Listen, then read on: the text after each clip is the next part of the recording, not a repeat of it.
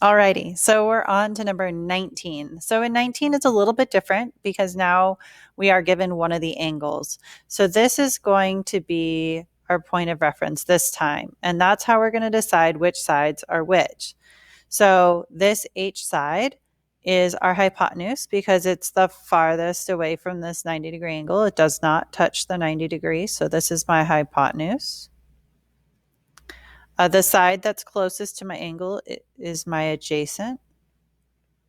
And the side that's farthest away from that angle is my opposite. So opposite over here. And I don't know why there's an N, but there's an N. So I'm going to just ignore that. All right. So what we need to do is we need to find H first. All right. So for number 19, we're going to find H. Well, I know I need to use this angle.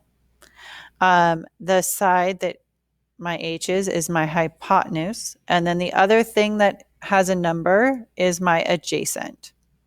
So again, I'm going to write SOHCAHTOA.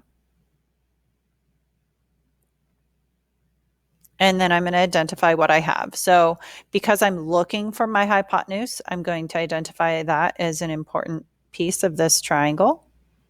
The angle is the angle. And then my adjacent is 15. So I have adjacent that I'm going to underline. So now it becomes really obvious I need to use cosine because that's the only one that I have both numbers to be able to use. So I'm going to write cosine of my angle, which in this case is 55 degrees. So cosine of 55 degrees is equal to adjacent, which in our case is 15, over hypotenuse, which is h. Now I just need to be able to solve for h. So the easiest way that I have of telling students to do stuff is you do not want anything in the bottom, or the denominator is what it's called in technical math terms. So we want to get that h out of there. Well, because it's divided by h, I need to do the opposite. So I'm going to multiply h to both sides.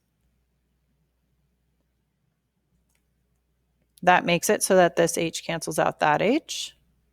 And so I'm left with h times cosine of 55 degrees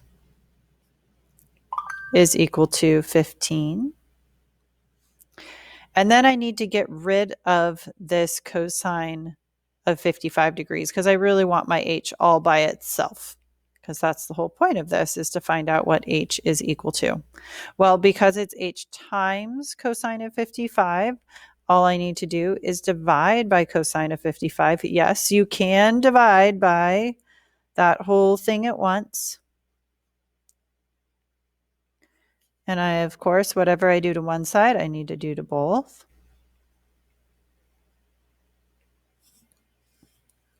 And this causes my cosine of 55 to cancel out on the left. And all I'm left with is h is equal to 15 divided by cosine of 55 degrees. And yes, I could type that into a calculator and I would get an answer. So next we're going to find m.